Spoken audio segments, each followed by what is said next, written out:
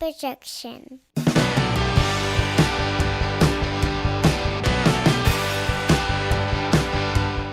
It's Friday morning, and you know what that means. It's time for another episode of the Alabama Slam Podcast. I'm your host, Corey Hanna. What's going on, guys? It's Patrick Akers. And let's fucking get into it, man. We had a hell of an episode. Woo! 2 hours of damn near flawless television. Yeah. I thought. And once I started writing down my recap, there was one thing that I thought of. I was like, this probably didn't meet the standards of the rest of the show, but we'll get to that. I mean, absolute fucking bangers last night. What a hell of a show. And we knew it had to be, if you were going to move up the title match to, a week and a half essentially before the pay-per-view, almost 2 weeks, we knew that you'd have to bring some heat because you're probably going to get over 1 million viewers. And you got to bring your A game, and these motherfuckers brought it last night. So, but before we get into that, let's talk about some of the backstage stuff and some of the rumors that are going around. There's been a lot of backstage talk in the last week or two about AEW. And some that broke, I guess it was this morning, about Eddie Kingston and Sammy Guevara, which was news to me. Apparently, Eddie's already served a couple weeks suspension for some shit that happened backstage between he and Sammy. Yeah, he had that promo where he called out Sammy asking for a match at the pay-per-view. And then we have literally seen nothing about it. Sammy's been wrestling. He's been in a little mini program with Dante Martin. Eddie's been nowhere to be found. Turns out it's because Eddie was serving a suspension because, and I think the video is on YouTube. Pie-face that motherfucker. I think the video's on YouTube for people to look at, but sounds like Sammy cut an in-ring promo accepting the match from Eddie, but he called Eddie a fat piece of shit, and I guess Eddie correctly did not take too kindly to that, and they had a conversation backstage. I guess Eddie got in his face. Sammy smiled about it, and Eddie either swung or he pie-faced him or pushed him. Those details are kind of murky, but something physical happened. Eddie, I guess, owned up to it to Dave Meltzer. He was like, yeah, I did it. Like, I'm in the wrong, but that's kind of the only details he had. So yeah, listen, all this, and we'll get into more as we talk about these matches, a lot of the other backstage stuff that's happening. I don't know. All this backstage stuff is starting to pop up at once. It's been kind of quiet, and now literally, I guess it feels like within the last 2 weeks, these dirt sheets would make it seem like the place behind the curtain is on fire, and everybody's fist fighting each other, or about to fist fight each other. I don't know. To me, this kind of just seems like two guys had a disagreement. One guy took it too far. You can't put your hands on somebody, and that's that. But, like, the way I look at it, I don't know how you feel about it, but the way I look at it is, like, this isn't anything new in wrestling. This isn't, like, WWE had these stories. It's just that maybe they were better about keeping them under wraps. But there's tons of leaks out there that happen during the WWE. Our guy here in Huntsville, Conrad, he's literally built a podcast empire based on this exact same thing of these guys telling these stories that happened backstage and all the bullshit that they put up with and the people they didn't like and the people they liked and all the shit they had to go through and the fist fights and all this stuff. Like, yeah, it was just before you had shit like this reporting basically live as it happened every day. Right, and Twitter has changed all this. Yeah. Because now people just get on there, boom, boom, boom, this happened. But like this, people acting like this is a big deal or like this is a bad sign for AEW or AEW is on the verge of crumbling because all of the backstage stuff is becoming too chaotic. I mean, it just kind of seems like this is what happens to any young business. They have growing pains. I don't think they expected to be this successful this quickly. Yeah. And shit like this happens. Yeah, I mean, and what you said this earlier when we were talking off mic, you were like, look, if this shit is happening backstage and we're getting the quality shows we're getting, who the fuck cares what's happening backstage? Yeah, the only thing that really should matter to fans is the 2 hours on Wednesday, the hour on Friday, and the 4 hours for the pay-per-view 4 times a month. That's it. Whatever. Year, yeah. It's all the quality in front of the camera. And this isn't even unique to professional wrestling. I was thinking today when all this was coming out, Rogue One, the Star Wars movie, there were all kinds of reports coming out about that shoot, about, oh my God, they're reshooting stuff. Oh, is it going to be any good? Turns out the movie was fantastic. It's one of the best fucking Star Wars movies. So, like, water under the bridge. Doesn't matter. These guys are going to get over it. They'll probably put on another good program. Maybe they have a match at the pay-per-view. Maybe they don't. Maybe you do have to punish Eddie a little bit and take him off the pay-per-view. And, punish Sammy to some extent, too. Sammy isn't he's not at fault here. Not at fault, yeah. We talk about this all the time. I think we brought it up a couple weeks ago when we were talking about Britt Baker. When you're doing a promo, you have to elevate your opponent, elevate yourself, elevate the match. You can't call your opponent a fat piece of shit because then you just beat a fat piece of shit or you lost to a fat piece of shit. It doesn't do anything for anybody. And so Eddie is rightly upset in that case. Like, that's not what you do. And, I guess he didn't like the way Sammy took it, and Sammy seems like he could be a little bit arrogant. I mean, just... Yeah, I mean... I know he's playing a character on TV, but he does definitely come off that way. And he's young, he's got the looks, he's got the talent. Why wouldn't you be at least a little bit arrogant, right? Right. I mean, if I looked like that, if I was cut like that, I'd flaunt that shit too.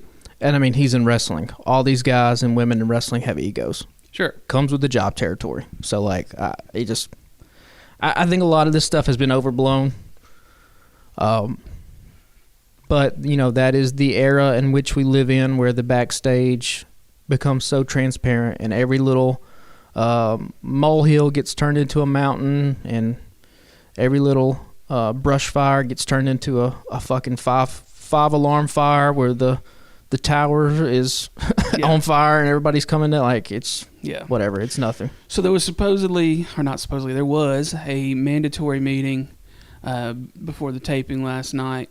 Tony Khan, and he had his EVPs, Kenny Omega and the Young Bucks there, and Tony Schiavone supposedly spoke, and Pat Buck spoke. And, there's a lot of people like, oh, they had to call this emergency meeting, they had to do this. Sure, but, I mean, they also just had major changes backstage with, like, personnel, and all these people got all these new different positions, and there's a new chain of command, so why wouldn't you have a meeting? Just because they had a meeting and all this shit came out last week about distractions with Punk backstage and Punk's behavior and causing tensions in the locker room and this, that, and the other. I mean, it could be nothing more than, hey, we're just having this meeting because there's new fucking protocols that you got to follow. Yeah, I mean, anybody that has any kind of office job, any kind of corporate job, this is run-of-the-mill stuff. We have meetings all the time, once a week, if not twice a week, about stuff. Yeah. Just updating everybody on things. And in terms of the Punk stuff, look, you don't have to like everybody you work with. Like, there are egos involved in all this stuff. The only thing, like we talked about, the only thing that matters is what's getting put out there in front of the camera. And again, we both think, I think that the Punk stuff is a little bit of a work. If it didn't start out that way, it sure has felt like it's eased into that kind of territory. So, I've seen some people online be like, oh my God, all this backstage AE drama is causing me to not like the product. And, like, my advice would be, like, if that's you, just don't read that shit. Yeah. You can unfollow that shit on Twitter. Just enjoy the show. Enjoy what it was last night. Like, just kick your feet up and enjoy some pro wrestling. Like, AEW does that for you. Now, I get a kick out of the backstage stuff because, like I said, I think that there's a little bit of working going on. And so you have this narrative that's being molded in multiple kind of stages where the in front of the camera, behind the scenes, I think they're approaching this kind of new era of how can we tell these pro wrestling stories in a pro wrestling that's been an art form that's been kind of stagnant really since its inception, right? There really hasn't been a lot of, outside of the scope of it and putting it in bigger arenas, putting it on television, it really is no different than what it was kind of in the 80s. The moves are different, the pace is different, but it's really kind of, the stories have been told the same way, really. So I think it's kind of neat that if this is indeed what they're doing, that they're kind of engaging in this new form of how do we get these narratives out here in front of people. Now, also, on the flip side of that, all this shit could be a shoot, and it could be. half the locker room can't stand the other half of the locker room. Right. I mean, there's definitely some guys that don't like each other. There's definitely some ladies that don't like each other. Supposedly Britt Baker and Thunder Rosa can't stand each other either. Now that I believe. Yeah. Because you feel that tension when they're on screen. Yeah. And I'm sure we'll get into more of that when we talk about Thunder Rosa. But yeah, just whatever. I think these dirt sheets try to just, you got to take everything with a grain of salt. Yeah, I wonder too. I just started thinking about this while we were talking just now. But do you think some of it is just exaggeration from the dirt sheet's sake, just because like everybody's fucking on like Triple H's ass loving him right now, and how there's such a better mood backstage at WWE and this, that, and the other? Do you think that maybe it's just like, oh, well, we got to stir up some shit? Well, you got to feed into the narratives, right? It's no different than anything else. Like a lot of the social media is driven by clicks, right? So what's the big narrative with WWE right now? Triple H is taking over. Hope, optimism is flooding that locker room. Everybody loves that product. What's the grand narrative with AEW right now? CM Punk is a piece of shit backstage. Everybody doesn't like each other. So then you have to run in those lanes that have been created now in terms of driving your social media. And it's like anything else, man. People gossip. That's how these dirt sheet guys are getting it. They have people in that locker room that like to gossip to these guys and talk. And, yeah, shit gets exaggerated. It's really just a game of telephone. It filters through one person. Well, I heard this. So-and-so heard this. So-and-so told me this. Like, that's how these things come up. So the truth is probably somewhere in the middle. But again, like, if it's not affecting the product, what does it matter? You can have these sort of you can create good art, I think, out of sort of a combative kind of energy. Now, what you hope doesn't happen is that combative energy ends up poisoning everything else, to where you have people just be like, I can't fucking work here. I got to go. And they get out. And, to some extent, that maybe is what happened with Cody. But, I mean, this is people butting heads. It's been the story of pro wrestling since there's been pro wrestling. Guys not wanting to lose to certain guys. Guys not wanting to lose in their hometown. I mean, these are... Yeah. Brett and Sean didn't like each other. Brett didn't want to lose in Toronto. Like, this is pro wrestling. It goes back. Yeah. There's nothing new. We've got a loaded ass show, so I say let's get into the segments. We probably really want. Sometimes we'll skip some if they didn't really play into any overall narrative or arc, but I think pretty much all of these do, with the exception of one, which we still need to touch on. It's got part of a narrative. Anyway, we're just gonna skip Rampage. Rampage was pretty garbage last Friday. We're coming in hot with Garcia, Jericho, and then Danielson comes out to interrupt the two of those guys. I texted you last week. I was like, man, Garcia is acting his ass off, and he did it again last night. This dude comes out, and he doesn't have to fucking wrestle. He just puts on a performance.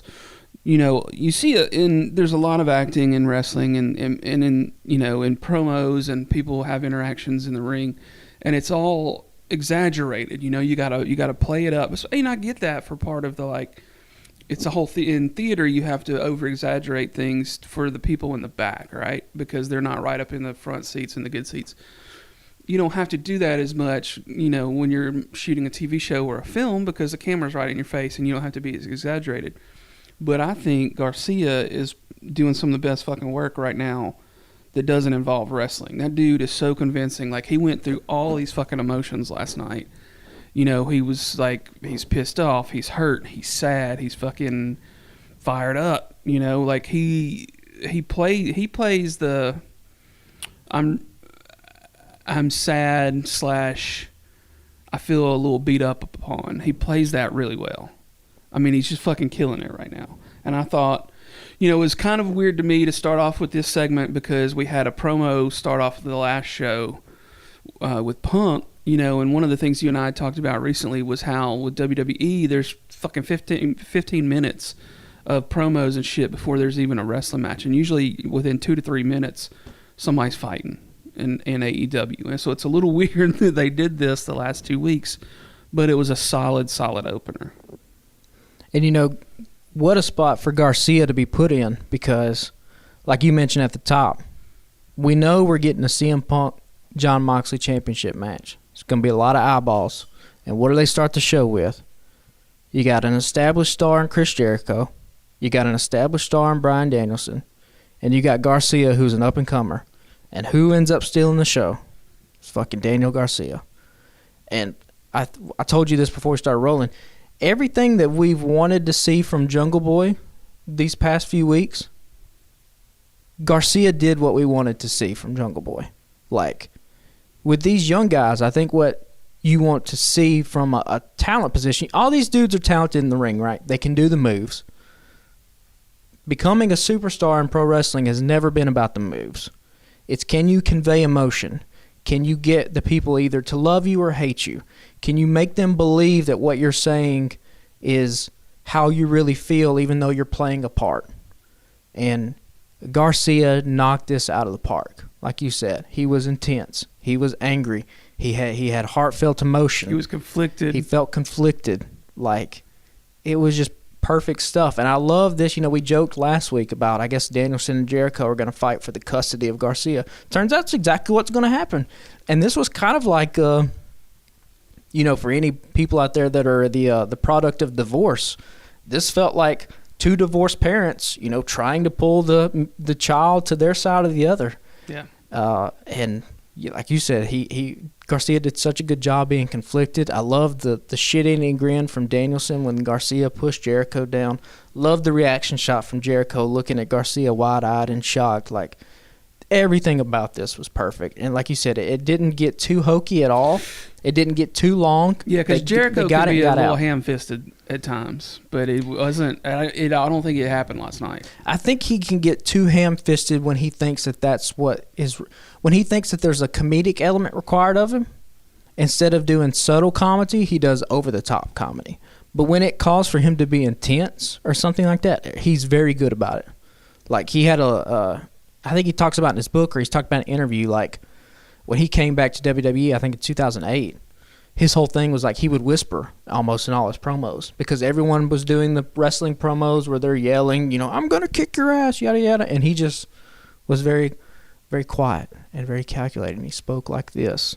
And it made the people draw him in and listen. He pulled that out again last night. Like, he's a master craftsman, even though we've kind of had a little bit of issues about how he's been utilized. But this is the perfect way to use a legend like Chris Jericho to elevate Daniel Garcia. And Garcia's got something, man. There's an element of greatness inside him that I think you saw it last night. And if I'm Tony Khan, I'm like, okay, he's got it. I can give this dude a position because this was if you're Daniel Garcia and they come up and they say, hey, you're going to lead off this show, this might be the most watched episode of Dynamite we've ever had. Yeah, it had over 1 million viewers for sure. And so, hey, this thing is going to get started with you. So I hope you're ready. Yeah. And then to be put in that position and then to just deliver a home run like that, like, I felt so good about Garcia. And this is going to be, however this story unfolds, if it's Garcia stays with Jericho, if he joins Blackpool Combat Club, if he strikes out on his own, I'm invested in this 100%. I kind of feel like at this point he might go out on his own because, you know, he's like, oh, Danielson's my hero versus my mentor. You know, he may just be like, fuck it. I mean, I love both of y'all, but I'm going to do me. Yeah. Which I think could be the right angle. If they're going to run with this divorced parent angle, then yeah, that's the way to do it. You're right. Right. Both parents accept that this person needs to go out on their own. So yeah. Well, let's move in to the actual first match of the night. We had Dax Harwood versus Jay Lethal. Banger. It's pro wrestling. Yeah, man. They did pro wrestling for 15 minutes. That's all it is. Chops. Moves. Ever-loving shit out of each other. Yeah, those things sounded like hand grenades, man. Yeah. I mean, Dax, they said it in commentary. He's a heavy hitter. Got heavy hands and just chopping. And you know how I feel about Jay Lethal. Like, I'm glad he got a win last night because, dude, he gets beat every time he's on television. But perfect way to protect him, you know. Dax gets beat with a roll-up. And that's the way to go. I don't think that was the wrong call at all because I think established single superstars, I'd say superstar shit, I got to get it. This is WWE. Established single professional wrestlers should always be established tag team wrestlers in a one-on-one match. Because that's part of why they're in a tag team, right? Dax is used to having Cash by his side, tagging out all this stuff. And, conversely, I think if you just team up two established superstars, they should always lose to an established tag team. Because, again, the tag team is used to working as a unit, and they have the advantage in those type of matches. So it was great. Like people have tweeted out, Dax is like slowly a sleeper contender for Wrestler of the Year. Just match after match. He's just awesome. And then I texted you when this happened. The reveal of Motor City Machine Guns. Holy shit. Talk about 16-year-old Patrick coming out in me and just fucking getting excited as shit. Wilding out. I was sitting there. I was like, oh shit, it's them. Like, I love Chris Sabin. I love Alex Shelley. If you were to have a time machine and you could put those guys from 10 years ago into AEW now, they would be they'd be just as big as the Young Bucks. They'd be just as big as FTR. I mean, the amount of shit that people have stolen from Alex Shelley just in terms of in the ring. You want to talk about influential. That guy's on a short list of most influential people of his generation. Chris Sabin's awesome. This has to make me think, though, that they've seen all they want to see out of Satnam. Yeah, I mean, you got to think, like, they haven't given him a ton of opportunities to work, but he hasn't done anything to be exciting at all when he has been in the ring. So I'm like you. I do feel like this was probably kind of like a Hail Mary, like, oh, we got to figure this shit out real quick. It could have been like, hey, if we can't get these guys or if we can't find somebody that has a little bit of history with Lethal here, then we can always fall back on Satnam and Sanjay. But, I mean, Sanjay is obviously he has a very big backstage role in AEW. His in-ring career is pretty much done at this point. He's been sporadic here and there, but I think the way they're using him now as a quasi-manager is about the best way you can do it. Hopefully we still get the Wardlow powerbombing Satnam spot. Yeah. The only thing that's a little bit weird, and I don't think it'll be weird when they do the match, but Sabin and Shelley are pretty big baby faces in Impact right now. So to have them come over to AEW and align themselves with a heel, I think you probably see something in the match where Lethal does something dastardly and Sabin and Shelley, maybe either they walk out or Lethal tries to turn on them and they pop him and then Lethal eats the pin and then you see like a Wardlow and FTR and Motor City Machine Guns all standing in the ring together, raising their hands up. A little feel-good moment, something like that probably. Yeah. Maybe that's when you get the Wardlow, Satnam saying powerbomb. Like maybe Satnam comes out and tries to save the day or whatever. Yeah, you can do all kinds of little stuff like that. So next up was a backstage segment, Thunder Rosa with Tony Schiavone, and it was a shocker to me. There hadn't been any reports on anything happening because when Punk came out a few months back and said he was gonna take some time off for an injury, there were we knew that. We knew he was injured. There'd been a bunch of reports and this, that, and the other.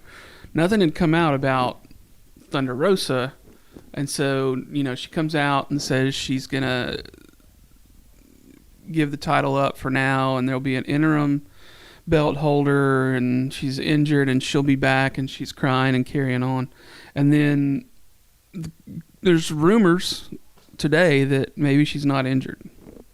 Yeah, maybe she got suspended based off something. Maybe she is really hurt. Whatever you believe, you can find a report that goes with what you're saying. It was a backstage segment, pre-recorded, probably because, like we've talked about, Thunder Rosa is not the strongest in-ring, so you want to try to protect her as much as possible when she's on the mic. So you shoot it backstage, and if it's not good, you can do another take, coach her up. This women's division needs something, though. And so now, I think we had speculated before even the injury that we thought it was going to be a four-way at All Out. Whether that was the plan or not, I don't know, because, they were advertising Toni Storm versus Thunder Rosa, one-on-one match. Now, obviously, we have this 4-way for the interim belt. We got Toni Storm, Jamie Hayter, Britt Baker, Hikaru Shida. It was nice to see her. She's kind of inserted into this match. So I guess whoever wins this match is eventually down the road is going to have a unification match with Thunder Rosa. So we'll see how this goes. I think you know how I feel about this and who I think needs to go over. I think it's going to be Jamie Hayter if it were up to you. Well, here's what. So we talked about this too. So if you were going to do Thunder Rosa and Toni Storm anyway, if this supposed injury / suspension, whatever the hell it is, doesn't happen, I think what you might see at the pay-per-view is maybe kind of hot this title, or hot potato this title around a little bit. I could see a scenario where Toni Storm gets shit canned out of the ring. Hayter hits her finisher on Shida. She's about to make the pin and get the win on Shida. Britt Baker shit cans Hayter. She steals the win, steals the title. You've protected Toni. You've put the belt on Britt, because Britt is kind of the biggest star of that division.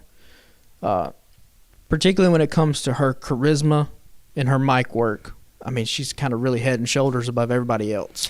Yeah, I turned to my son last night and I said, I think I might be coming around on Britt Baker a little bit, because I notoriously have hated Britt Baker for a while. But she's done a lot of development in her mic skills and stuff, and that was the thing that turned me off on her in the very beginning. So I'm slowly coming around on her. I mean, and the women's division does need a shot in the arm, so I mean, maybe they put it back on her. So you put it back on her. Then you can do Britt and Toni. You have obviously Jamie Hayter out there who feels slighted. You have Jamie come into the match. She interferes, costs Britt the title. Then you've put the belt on Toni. You can go back around and do the Toni versus Thunder. They're both champions now, and you unify that. And then you've built up this story of Jamie and Britt now have a feud. Now you got two pretty hot women's feuds that you can kind of capitalize on and try to get this thing going, as opposed to just having one. And I don't even know if we've talked about this on the podcast yet. There's rumors about All Elite Women, which is a straight women's program coming up at some point. So then hopefully maybe some of this momentum carries into that show, and you have a show dedicated solely to the women. You try to get some angles that catch fire on that show. Maybe they bleed over. The good ones bleed over into Dynamite or Rampage, and you try to give this division the uplift. It's never been about the talent in this division. I think that's what that's what's been the misconception. This division is talented. It has talented wrestlers in it. It just has nothing going for it in terms of storylines. Yeah. And that's what drives business. It's not the in-ring work is cool, and people like me, I'm an outlier in that I really gravitate towards the in-ring work. But a lot of wrestling fans need those stories. They need those angles and the characters that they can really sink their teeth into. And so you're doing these women a complete disservice when you don't put them in any kind of position to succeed, where you're just kind of giving them out there and like, okay, we don't really have anything for you, so just kind of go out there and have a match. Well, you're not doing that to the guys, so don't do it to the women. Yeah. Let's move on, because we still got a whole bunch of stuff to try to squeeze in. So the next thing on the list is probably my least favorite segment from the night. It was Colton Gunn versus his dad, Billy Gunn. The only real upside that I'll say about this was that they kept it pretty short because they knew that they couldn't spend a lot of time on it because people weren't going to be super invested in this. I mean, it was an interesting angle, father versus son. Son gets the cheap shot on his dad at the end. They accept the cards from Stokely. So they're officially a part of whatever he's going to be doing moving forward, which, we've speculated on. So overall, it was fine. Just my least favorite part of the night. Could have lived without it. If you were a first-time viewer tuning in because you wanted to see Moxley versus Punk, and you saw this was the first thing you saw, you're like, this isn't great. But, otherwise, the show was fantastic. But this one just didn't have as much for me as what I felt like probably should have been in this show. Yeah, you're probably right, but I'm in on the Gun Club. I'm in on the Acclaimed and Billy Gunn. As stupid as all this is, I eat it up. That fucking pop for the Acclaimed at the beginning was humongous. Yeah, and his raps were fucking funny as shit last night too. Yeah. But I mean, again, he references the talent meeting line and it gets crickets. Why? Because like nobody really cares, man. Like we just want to see good wrestling. So like, but yeah, the rest of the raps were awesome, and you know we've talked about all the time on this podcast. Those two guys, Bowens and Caster, every single opportunity they've gotten, they've knocked it out of the park. They've put themselves in this position to where, I mean, they feel like, I don't think they'll beat Swerve and Lee, but they feel like they belong in that match against those two. Yeah, and it comes up after the Britt Baker match, but Swerve in Our Glory did talk to the Acclaim backstage and offered him a title shot. Yeah, and so will that happen at All Out? I don't know. I don't know if it got settled when it was going to happen. I think it's Friday night. I could be wrong. Okay, so it could be Friday night. So like again, like and they even mentioned in the promo, they're a homegrown AEW talent. They started out on Dark. Slowly but surely, every single week, that entrance got over, to now, that Acclaim music hits one of the biggest pops of the night. The Scissor Me Daddy Ass has taken off. It's so stupid, but it's stupid in like such a refreshing kind of way. Like we talk about all the time, wrestling's a variety show. So you get the serious stuff with Garcia, but you need some lighthearted, just stupid, idiotic stuff. Where you got fucking Billy Gunn and Bowens scissoring and their tongues are out, and it's dumb, but like who cares? People love it, and I love it, so I eat all this up. Good for the Gun Club. I think they have a ton of potential. Whatever Stokely is cooking up, it's cool to have them be a part of it. Although I will say we've speculated. You know, Stokely put out that Twitter picture, and we thought it had 4 empty slots in it. The Stokely picture he tweeted last night looked like there were 2 more empty spots. So we have Moriarty, we have Paige. The other picture was Austin and Colton together. And then the original picture, it looked like there were 4 blank spots. Now it looks like there's 5 blank spots. Yeah. Could that be an MJF and CM Punk? I don't know.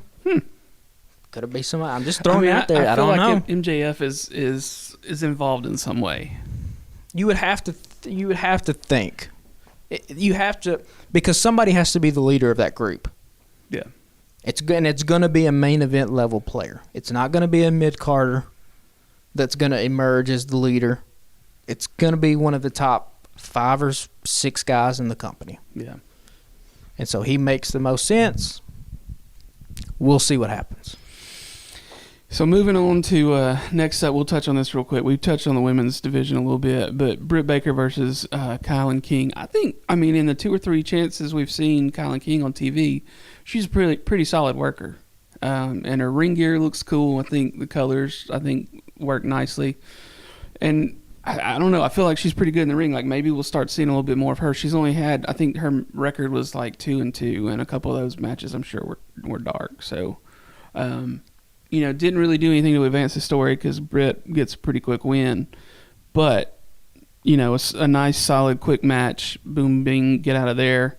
And then went to the Swerve in Our Glory up next. So, I don't have too many thoughts on it other than, like, I feel like we'll probably see a little bit more of her moving forward. And, what do you got on it? That match only served one purpose, and that was after the fact. You got to bring Tony out there. You got to have her get beat down so that Sheeta can come in and make the save so that you've established everybody that's in this match. That's all it is. It was cool to see Sheeta. She's so, we talk about underutilized people all the time. She's definitely up there. So let's, it would be a shocker to me if she emerges from All Out as the women's champion. But maybe, as going forward, maybe they'll have something for her. Yeah. So then let's spend a little time on Punk versus Moxley. I assumed, I guess, naively that this would be the main event. And they were doing the Swerve in Our Glory and Acclaim thing backstage, and they're like, up next, CM Punk versus Jon Moxley. I was like, what the fuck is happening? Because this is like 8:10. I was like, what are we doing here? And then it gets into the match. I get a text from Eddie Forsyth, friend of the show. And he just said, "What the hell just happened?" And I just texted back. I was like, "I have no fucking idea." Like, boom. It was almost a squash match. Punk versus It wasn't Moxley. almost. It was. I mean, it was, what, 3 minutes, 4 minutes? Yeah, somebody tweeted out that the Road to Cleveland video package that they put on YouTube, where it had all the like interviews with Moxley and Punk, was longer than the actual match itself. I mean, hell, Moxley's entrance was probably longer than the fucking match because, I mean, he, got in there, foot thing happens, he grabs it, twists it, fucking hits him with the hammer and anvil, paradigm shift, like twice, ring the bell. Yep. Get the belt. I mean, did you see it playing out that way, or did you think... I didn't. I knew something was going to come. And when I saw the foot thing happen, and he started hitting him with the elbows, I'm like, oh, they're going to do it. They're gonna just beat the shit out of him. Yeah. I mean, when he put the hammer and anvil on him that quickly, I was like, this is over. But it makes sense on so many levels, right? So let's kind of break this down. It makes sense on a level in front of the camera, just kayfabe wise, because Jon Moxley right now is at the top of his game. He has been having match after match after match against all comers. He's beat Danielson. I think he's only lost 4 matches in his entire AEW career. Yeah, he's the most protected guy in the company. Nobody beats him clean. And he is the heart and soul of AEW. And he feels kind of unbeatable, as he should. And so what has been the story of CM Punk since he's come in there? If you'll remember, go back to his match against Darby. What's one of the first things he said in the promo? I'm coming back to see if I can hang with these guys. Turns out, you can beat those kind of lower level guys, but you really can't hang with the big guys. And this is his first main event outside of the MJF stuff. But again, MJF is not presented as a great, badass, in-ring wrestler. MJF is presented as a diabolical, maniacal, manipulative psychopath who will do whatever it takes to win, right? That was the whole thing against Punk. Moxley is not that. Moxley is the fucking man. He's the badass. He's a wrestler. He's going to kick your ass. And so, yeah, Punk, the story is Punk can't hang with that guy. Like, he's brittle. He's older. You get in the ring with me, I stomp you in 4 minutes. Again, we've planted the seeds for a heel turn. And so if we have all this backstage commotion that all the smart fans have picked up on, Punk's an asshole. Punk's not helping out these young guys like what he said. We planted all them sayings. Punk got a little bit of booze last night. We need something in front of the camera to set up a potential heel turn. And so now the heel turn could be motivated from, oh my God, I came back thinking I could hang. I can't hang. Therefore, I need to kind of skirt the rules or cheat or get into my old school diabolical, maniacal ways like I did in Ring of Honor to get ahead of these guys. So I've seen some things online today from people that thought the booking was shit and they shouldn't have done that and this, that, and the other. And I'm glad I didn't pay $50 for that. But that's why you didn't pay $50. That's why they put it on Dynamite, though. Right. So that's a stupid argument. They didn't make you pay $50 for it. So do you think they'll, like, if they're still going to do this in the main event, which all signs are pointing that way, for All Out, do they just have a banger of a match and still let Moxley come out the victor? And then that sets up the Punk heel turn? I mean, where are you thinking? So let Punk turn heel in fucking Chicago. I mean, in the show with him. Yeah, but just because he turns heel in Chicago and if he gets cheered in Chicago because of it, which depending on how bad he turns heel, that's not, those Chicago fans might boo him. They'll like Moxley too. It won't be fully boos, but like wherever he goes to next, he'll get booed. Yeah. And the commentary team is going to put it over that, oh my God, CM Punk, what the hell is he doing? Like, you're going to have to do some kind of schmoz finish here at All Out. That doesn't mean that they can't tell a good story. And I guess that's what it sort of irritates me when people were like, oh my God, that's like, what are we doing? Because we're like in the middle of this story. Like, let's see how it plays out. Now we're critical of how AEW goes about doing things sometimes, but we're critical because we're like, oh, we can see what they're doing, but there might have been a better way to do it. Or this isn't accomplishing what they're trying to accomplish. And, you know, we fantasy book stuff, you know, on this podcast from time to time, but also like... I mean, I just did it. Yeah, but like, they don't have to follow what we're doing. Like, we're just two fans that like, we're just, you know, talking shit on a podcast, you know what I mean? Like, so sometimes these fans, wrestling fans, have gotten to this point where they'd rather be right or in the know than be entertained. Yeah. Which is a weird thing that only exists in pro wrestling. Doesn't happen in sports. Doesn't happen in television or movies. All those fans are like, oh my God, it's so entertaining. This would be like turning off a movie an hour way through and being like, well, this is shit. Like, you'd watch the whole movie and then decide that it was shit or you didn't like the way it was going. Like, this is a weird thing to be critical of. So, yeah, with Punk, I think you have to, you can't sell me on the fact that he can beat Moxley straight up. Yeah, so maybe he does get the win by ill-gotten gains. Somebody helps him. MJF. Somebody comes out to screw Hangman, or to screw Moxley. We have this Hangman thing that's floating out here. Does Hangman come in trying to fuck over Punk? Accidentally hits Moxley. I mean, Punk rolls him up. Maybe. I don't know if I see Hangman fucking shit up though. I don't know. It doesn't seem like his kind of deal. But I like being in this position where I'm like, I don't know what the fuck. I didn't expect that last night. Yeah. I don't know what's going to happen at All Out. This is fun. This is interesting. Yeah. So like, I'm just kind of here for the ride. I mean, I have ideas about what I think they might do, or, you know, I've been saying for months, the money's in a heel Punk turn, or a Punk heel turn. And all signs seem to be pointing that's the direction they're going to go. Because again, if they were going to keep Punk as a babyface, you don't have him be squashed. What you do is you have him wrestle a 10-15 minute match, then the foot injury hits him, and then Punk tries to be the hero and stay out, but he can't fight off Moxley that way because he's not 100%. You don't have Moxley run through the guy the way he did. Yeah, it's interesting. But kudos to Moxley should be the first two-time AEW champion. Yeah, for sure. You know, it wasn't until, you know, when AEW started, yeah, they had Jericho, yeah, they had Omega and the Bucks, but people didn't really know what AEW was. They were like, is this a legit company or not? The general population didn't. Yeah. I mean, it wasn't until Double or Nothing, when Moxley shows up at the end, that they were like, holy shit, okay, this is legit, because Moxley had been a huge star in the biggest wrestling company of all time. And so he is someone that you should hitch your wagon to. He's over his shit. People love him. He's good on the mic.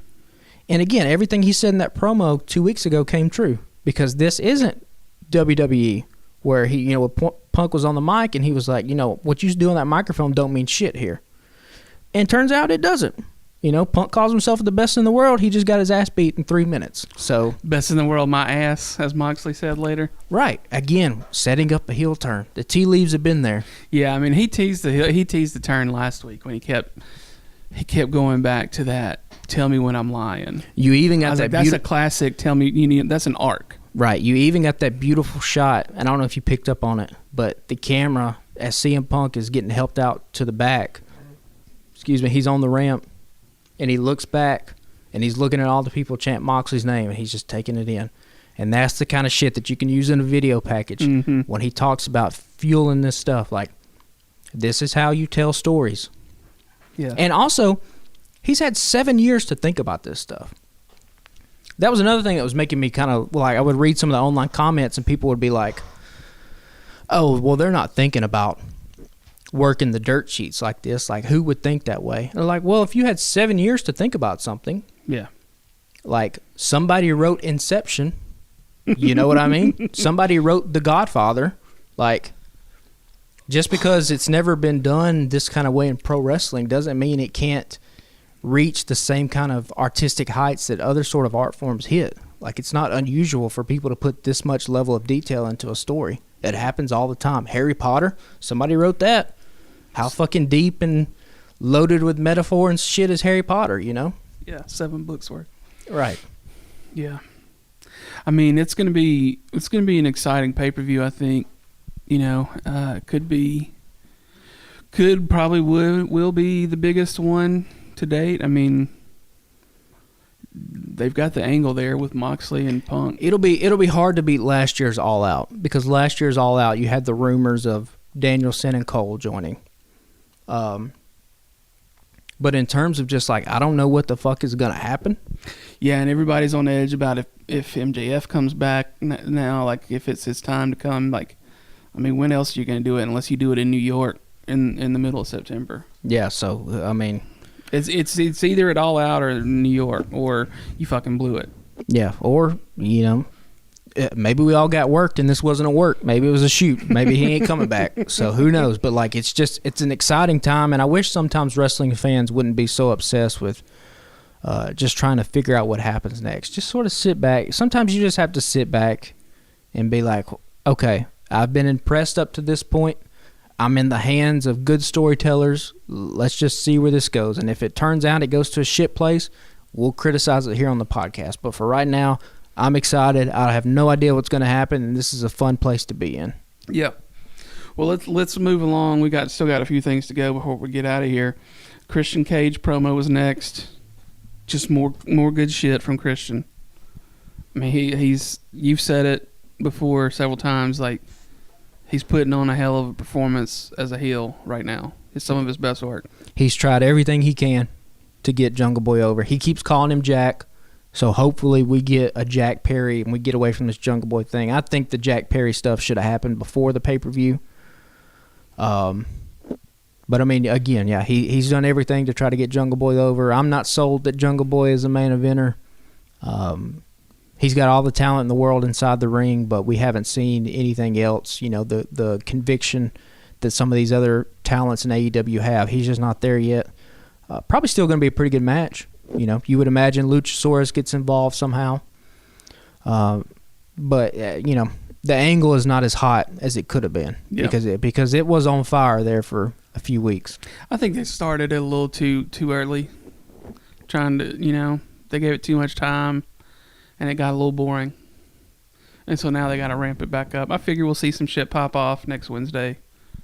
Yeah. They haven't teased it or announced it, but I figure something will pop off Wednesday before the pay-per-view. So next up, I mean, it was just promo, basically, leading up to the main event. We had Ricky Starks, fucking fire. Superstar. Team Ricky. We are a Team Ricky podcast. Somebody tweeted, I think it was Baron Corbin or Happy Corbin or something. He just had a tweet that just said, "This dude is money." And somebody looked at the time it was tweeted, and it coincided with like the same exact time that Ricky was on television. Like, Ricky is just, again, same with Garcia, believability, intensity. He got sympathy. That's a big thing for a babyface, to get sympathy from the crowd, but he's not backing down from a fight. That's the important thing. Babyfaces can't back down from fights. That's kind of what the big crux of the argument was against CM Punk calling out Hangman and Hangman not showing up. Babyfaces cannot be presented as cowards because people don't get behind cowards. But here's Ricky. He's a man that's been slighted by a dude that he thought was his brother, and now he's out for revenge. Yeah, the whole neck angle. I had forgotten that he broke his neck. Yeah. He was out for a minute. And he's literally looking in the camera like he's on the verge of tears. Yeah. And then he has managed to have... He has a charisma, and he has an intensity to his promos a la like a Ric Flair. But unlike Ric Flair, he has a likability factor to him, where he just naturally, in the way that people naturally wanted to root against Flair because he was kind of an asshole, Ricky's kind of got that same style as Flair, with that, like, you know, the leather pants and the shirt without the collared shirt without a shirt underneath. But yet there's just something about him that's magnetic that makes you want to root for him. So he's kind of got the best of both worlds. He's got star written all over him. When we get out of All Out, it's time to put the rocket on this dude and push him up to the top of the card. Yeah. We can't keep... This dude is not... He's not a mid-carder. This is one of the top 5 guys on the. This is the dude that you put in the front of the posters. He should be up there with the Moxleys and the Danielsons and the Punks. He's got all of that talent, and I mean, he's absolute. That's what right. that's his nickname. The nickname's there for a reason. Yeah. Yeah, he did get me, though, man. I was like, damn, I forgot about the neck thing. He talked about Hobbs, cheap shotting him in the neck. I was like, oh, shit, that's just good storytelling. Like, Pulling you in, telling you a story. Yeah. I felt for him in that one. I was like, God damn. And that's all. And you want to see Powerhouse get his comeuppance. Yeah. And that now I think we both would have liked to seen this build be a little bit different. I don't think really anything has been done to elevate Powerhouse whatsoever. He kind of did the turn, and then that was it. I would have liked to have seen a little bit more back and forth. But as the way it was presented last night, I mean, you can't ask Ricky to do anything else than what he did. It was perfect. Yeah, he talked about the disillusion of I think that's right word of Team Taz. That hurt his feelings. I mean, he didn't say hurt his feelings, but like he was upset about that. And then I don't know, man. It was. I don't expect anything less out of Ricky Hobbs, or I don't expect anything less out of Ricky Starks at this point. But like, I don't know. It's just top to bottom, fucking hot for me last night. It was awesome. And it didn't go too long. It was 3 minutes. Yeah. Get in, get out. The old screenwriting thing. You come in late, you get out early. That's what you do with these things. Yeah. So next up, one last promo. We had 3 in a row. We had Moxley backstage. This was the best in the world my ass moment. Anytime you give Jon Moxley a mic, there's probably going to be a little fire. That's all you got to do. He's intense. He's the champ. Yeah, I mean, everything we talk about every other babyface, fire, intensity, conviction, believability, he's got all of it. That's why he's the man in AEW, and that's why he's the sole champion right now. Yeah. He didn't say, like, hey, we're going to do this again, but everything today online says they're going Punk and Mox. Because last night I was like, what the fuck happens next? It didn't. I mean, I kind of thought maybe they'll do the rematch, but I was like, maybe they won't. I was like, maybe there was a reason why they did this as a squash match so fast in the middle of the show. I mean, I had a lot of thoughts on it last night, but now that I'm kind of got a little distance on it, it all makes a little sense. But yeah, I mean, you just giving the mic right before the fucking main event, smart move. You got it. You got the eyeballs, everybody. At this point, what else are they going to do? All right. So yeah. So then into the main event, had the Death Triangle versus Will Ospreay and Aussie Open, United Empire total. Ospreay's a dude that I only got to recently know about really from the New Japan crossover with AEW. Love this fucking guy. They put on a hell of a main event last night.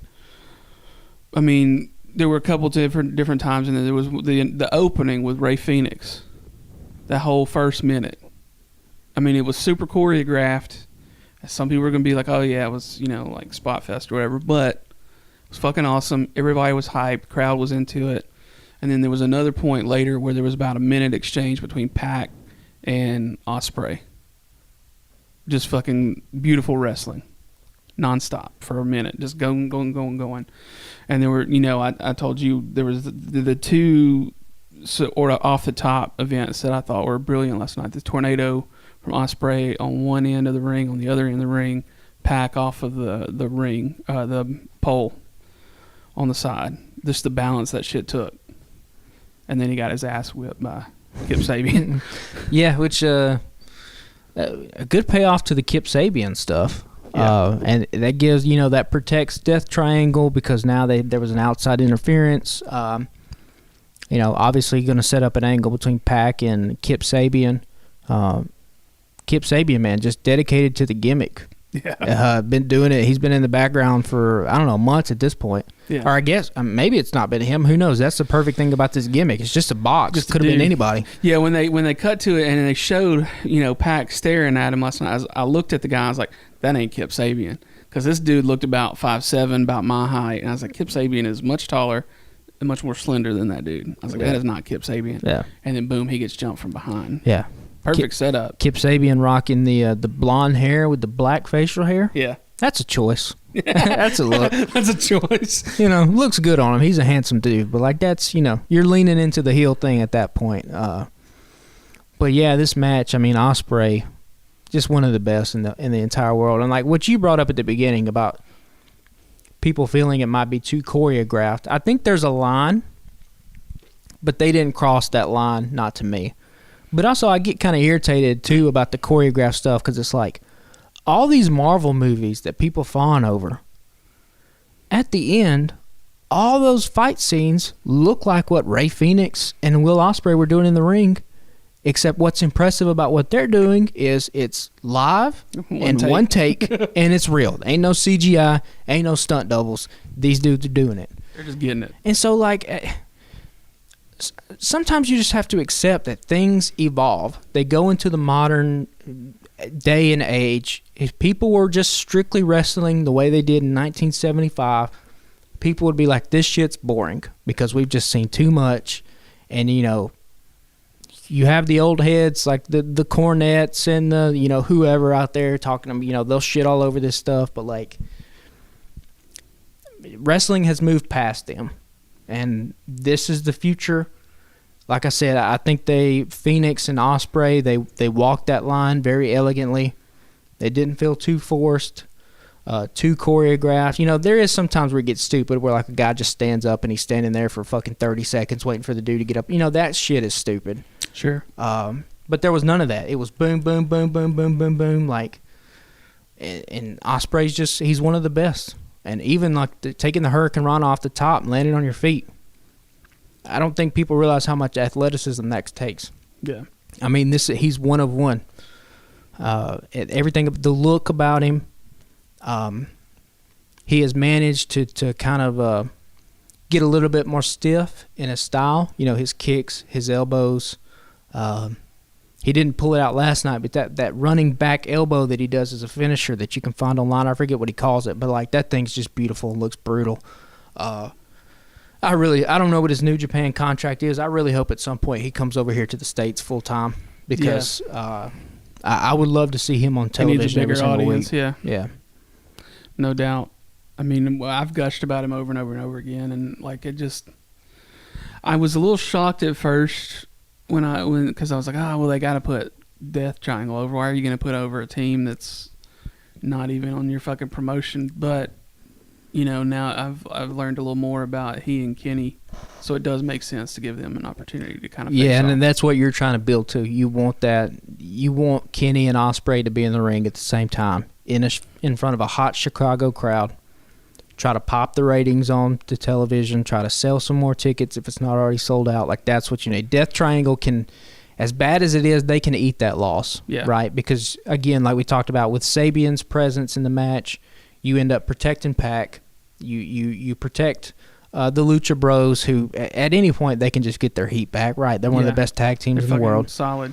Yeah. So this was the right call to get where you want to get.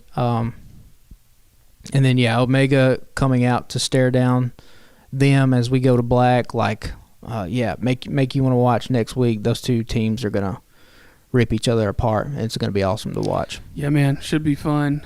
The whole trios thing is really interesting to me. Like, at first I was like, we don't need another fucking title, but I don't know, man. Some of these teams are pretty fucking awesome.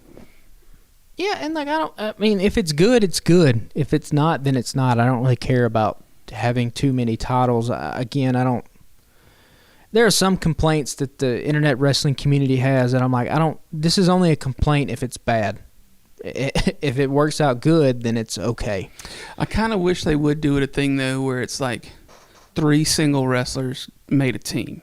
And it's not like 2 of the 3 of you are already in a tag team.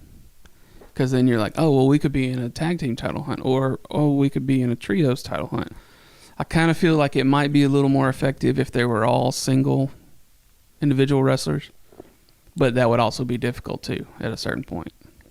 Yeah, I mean, well, you only have like Lucha Bros and Pac are kind of a loose faction, right? And then you have people like House of Black who are presented as a 3-man team. Yeah. Same with like Best Friends. You kind of have Chuck and Trent are the tag team, and OC is kind of the single star. So like they're a loose sort of faction. And so it's good to have those little mix and matches. And yeah, I mean, it seems like we're gearing up towards I guess we're going to do Dark Order and probably Kenny and the Bucks. I think that's both of our predictions for All Out. Probably Dark Order with Hangman, I would guess. Hangman would be the angle because you got former friends. You know, a couple of them tried to make amends recently with him. Yeah. That's probably the angle you're going for. And there. I don't think that just because of what Punk did that makes you need to change your plans. Yeah. Because you can always revisit Punk. As soon as you put Punk and Hangman in a ring together, whenever you do it, it's going to be a hot angle because of what Punk did. Yeah. That's why people were like, oh, Punk was burying Hangman. It's like, well, Hangman hasn't done anything, and then for a week, he was the most talked about thing in AEW. So, like, maybe we're just we're reading a little bit too much into it. Yeah. All Out, though, should be exciting. You know, the next stop, they're in Chicago for Dynamite, and they stay there for the whole week. So we're going to see some hot crowds, some good in-ring action. Yeah, because they'll do Rampage Live Friday night, right? I think so, yeah. And you mentioned a week or so ago, usually when they do Rampage Live, it's pretty hot. Yep. No need to waste any matches for that night. So I say let's wrap it up. I'm going to say let's skip Done Up real good this week because, quite frankly, A, I haven't thought of anything, but B, this fucking show was done up real good. This was a top-notch Wednesday night show for me. Yeah, I mean, this is what AEW, when it's cooking with fire and cooking with grease, this is what it does. It's always given you the fantastic in-ring work, and now it's got some storylines and some direction to boot, and that's all you can ask for it. So, like we've talked about, the thing is, it's never been boring. These shows at times have been like, I don't know what we're doing. Like, it's kind of weird, but they always throw stuff out there where where it's not dull entertainment. But now it has an unpredictability factor to it, which is what, when you talk about the best eras of wrestling, you talk about the Attitude Era, it was that unpredictability of it, right? You're like, oh, fucking Stone Cold might come down in a beer truck, spray the whole ring. Who knows what the fuck's going to happen, right? Makes you want to tune in. And so, yeah, this is why pro wrestling has been a flourishing art form for 100 years. And as long as there's people still willing to watch it, it's going to be a thing long past when you and I are done with this podcast, whenever that is. So yeah. Well, man, we say this every week. We appreciate y'all listening to us. It'd mean a lot to us if you don't already. Follow us on Instagram and Twitter at Alabama Slam Pod. We only have one Apple Podcast review right now. It would be awesome if you could go and leave us 5 stars and just a quick blurb. Anything helps get it helps move us up the ratings and shit like that and get us in front of more eyeballs. If you want an Alabama Slam t-shirt or a coffee mug or a sticker, go to tpublic.com. You can search for either Alabama Slam or search for the Alabama Take, which is our home site. There's t-shirts there's t-shirts that just say the Alabama Take, and there's t-shirts for our sister podcast over at Taking It Down, and there's a few other podcasts that are fixing to come out on the network.